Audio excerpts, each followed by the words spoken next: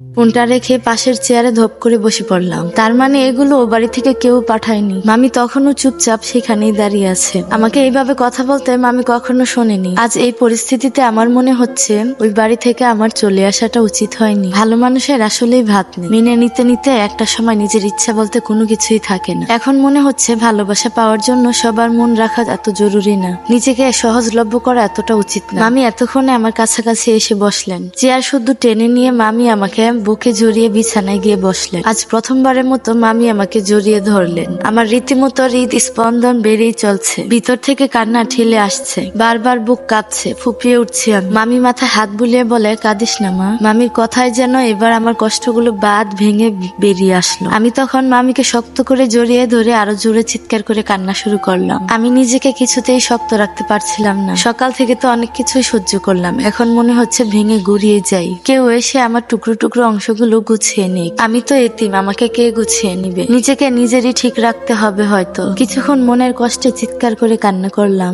এতে করে বুকের কষ্টটা যেন একটু হলেও কমে গেল। মামিকে ছেড়ে এবার নিজের চোখ নাক মুখ মুছে নিজেকে সান্ত্বনা দিলাম। মামিকে বললাম, মামা কোথায়? মামি দোকানে আছে। আর তোর শাশুড়ির সাথে তুই এরকম কথা বললি কেন? তুই না ধৈর্যশীল মেয়ে? আর তুই না তখন বললি তোর শাশুড়ি একজন সম্মানের মানুষ, উনার কথা তুই মেনে নিয়ে চলে এসেছিস? আমি নীরব স্বরে বললাম। আমার কথা শুনে মনে হলো উনি কি এখনো সম্মানের জায়গায় আছে? কি হয়েছে খোলাসা করে বলতো। আর কি বলবো মামি, নদী ভাঙ্গনের মতো আমার সংসারটা ভেঙে যাচ্ছে। কি বলেছে উনি? মামি 2-3 দিনের ভিতরে ডিভোর্সের কাগজ পাঠাবে উনি। তোর মামাকে ফোন কর। মামাই তো আমাকে নিয়ে এসেছে। আমি মামাকে কতবার যাওয়ার জন্য নিষেধ করেছি। মামা আমার শাশুড়ি ফোন দিলে তুমি আসবে না। মামা তবুও গিয়েছিল আমাকে নিয়ে আসতে। কল লাগা তুই ওনাকে। আমার আর কারোর সাথে কথা বলতে ইচ্ছে করছে না মামি। মামির হাতে ফোনটা ধরিয়ে বললাম, মামি আমি কাল সকালে ওই বাড়িতে যাব। আমার সংসার আমাকেই বুঝে নিতে হবে। আমি কেন আমার সংসারটা হারাবো? কি দোষ আমার? আমাকে কল দেওয়ার মামা আধ ঘন্টা পরই বাসায় চলে আসে। মামি এমন করে মামাকে বাসায় ফিরতে বলেছে যে মামা আর দেরি করতে পারেনি। আমি তখন দেয়ালে হেলান দিয়ে চোখ বন্ধ করে বসে আছি। মামিও আমার পাশেই বসে আছে। বাইরে থেকে মামার গলা শোনা যাচ্ছে। আমি দৌড়ে গিয়ে মামাকে গেটটা খুলে দিল।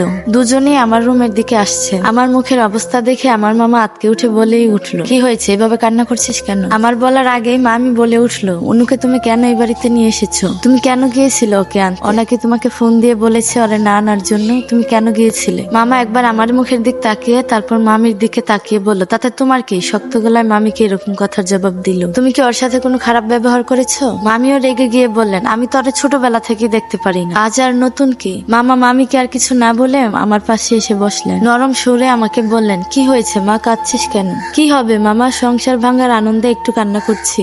তুই এখন ওইটা নিয়ে বসে আছিস? থাকবো না, আমার তো সংসার ভাঙছে। আরে মেয়ে, সংসার ভাঙা এত সহজ না। মামি একটু এগিয়ে এসে বলল, এই শোনো, তুমি ওকে মিথ্যা সান্ত্বনা দিবে না। তুমি ওকে বাড়ি থেকে নিয়ে এসেছো কেন সেটা বলো। আমি সোজা হয়ে মামার দিক তাকিয়ে বললাম, মামা আজকে আপনি ওখানে কেন গেলেন? কেন আমার সংসারটা ভাঙার জন্য আপনি ওখানে গেলেন? মামা আমাদের দুজনের দিক তাকিয়ে বললেন, কি হয়েছে তোদের, বলবি তো এবার? এত হাইপার হয়ে যাচ্ছিস কেন তোরা? অনুর শাশুড়ি ফোন দিয়েছিল। উনি বলেছে 2-3 দিনের ভিতরে অনুর জন্য ডিভোর্স পেপার পাঠিয়ে দিবে। মামির কথা শুনে যেন মামা আকাশ থেকে পড়লো। মামির কথা শুনে মামা চিল্লায় বলে উঠলেন, কি বলছো তুমি? তোমার মাথা ঠিক আছে? আপা কেন এসব কথা বলবে? বলেছে তো, উনি বলার পরেই তোমাকে কল দেওয়া হয়েছে। মামির এবারের কথা মামা কিছুক্ষণ চুপ করে রইলেন। আমি আর কিছু বলছি না, আমার কোনো অনুভূতি আর অনুভূত হচ্ছে না। চুপচাপ বসে কিছুক্ষণ পর পর দীর্ঘ নিঃশ্বাস ফেলছি। মামা কিছুক্ষণ চুপ করে থেকে বললেন, তাহলে আমি কি কিছু ভুল করেছি? আমি তো ওনার কথা বিশ্বাস করেছি, কিন্তু উনি কেন এরকমটা করলেন? আমি আর মামি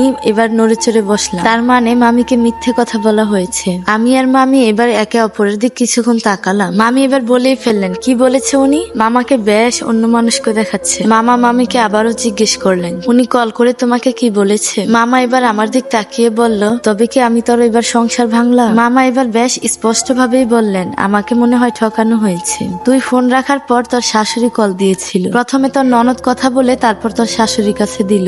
উনি ফোন কানে নিয়েই বলল যে আবির আর তোর যেহেতু আয়োজন করে বিয়ে হয়নি, তোদেরকে সারপ্রাইজ দিতে তোকে এই বাড়িতে পাঠাবে, তোদেরকে আবার ধুমধাম করে বিয়ে দিবে। এত ভালো খবর শুনে আমি তোকে নিয়ে আসতে গিয়েছিলাম। মামি বলে উঠলেন, উনি যদি এসব কাজই করে তাহলে এখন কেন উনি এরকম কথা বললেন? আমি তখন মামিকে বললাম, মামি আমার মামাকেও ঠকানো হয়েছে এসব কথা বলে। আমার সংসার ভাঙার পরিকল্পনা করা হচ্ছে। আমি আর এসব সহ্য করব না। আমি কালকেই ওই বাড়িতে যাব। মামা এবার বলে উঠলেন, অবশ্যই মা, তুই যাবি, কালকেই তুই যাবি। আমি নিজে গিয়ে কাল তোকে ওখানে রেখে আসবো। তার আগে আমি তোর শাশুড়ির সাথে আগে কথা বলবো। হ্যাঁ মামা, আমিও আমার সংসারটা বুঝে নিব। কালকে সকালে আমি ওই বাড়িতে যাব।